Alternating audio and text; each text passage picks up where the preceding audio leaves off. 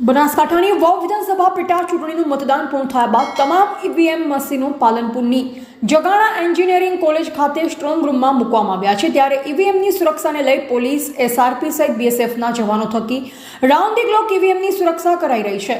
વાવ વિધાનસભા પેટા ચૂંટણીની આવતીકાલે જગાણા એન્જિનિયરિંગ કોલેજ ખાતે મતગણતરી યોજાવાની છે।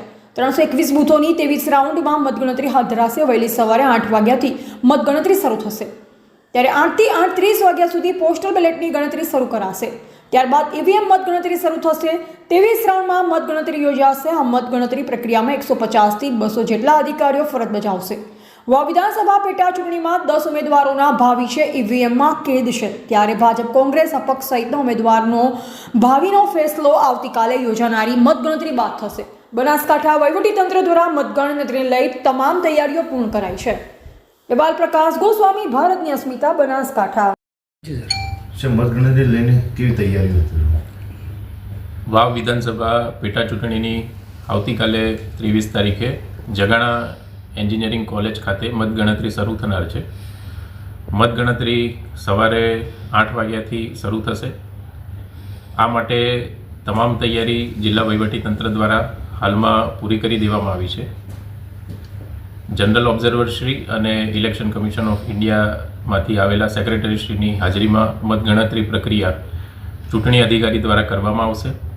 હાલમાં તમામ જે ઈવીએમ છે એ જગાણા એન્જિનિયરિંગ કોલેજ ખાતે 24 અવર સીસીટીવી સર્વેલન્સ હેઠળ અને ત્રિસ્તરીય સુરક્ષા હેઠળ રાખવામાં આવ્યા છે, જેમાં ઈવીએમની સુરક્ષા સીઆરપીએફના જવાનો દ્વારા કરવામાં આવે છે, આઉટર રિંગની સુરક્ષા એસઆરપી દ્વારા કરવામાં આવે છે તથા સમગ્ર પ્રિમાઇસીસની સુરક્ષા લોકલ પોલીસ દ્વારા સંભાળવામાં આવી છે।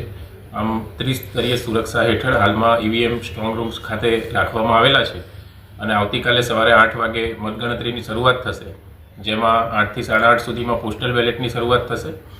ત્યારબાદ ઈવીએમની મતગણતરી શરૂ થશે અને અંદાજિત 23 જેટલા રાઉન્ડમાં આ સમગ્ર મતગણતરીની પ્રક્રિયા પૂરી થનાર છે। ટોટલ કેટલા કર્મચારી જોડાયેલા છે? સમગ્ર જે આ મતગણતરીની પ્રક્રિયા છે એમાં અંદાજિત મતગણતરીના જે કોર સ્ટાફ કહેવાય એ 150 થી 200 જેટલા અધિકારીઓ અને કર્મચારીઓ જોડાયેલા છે।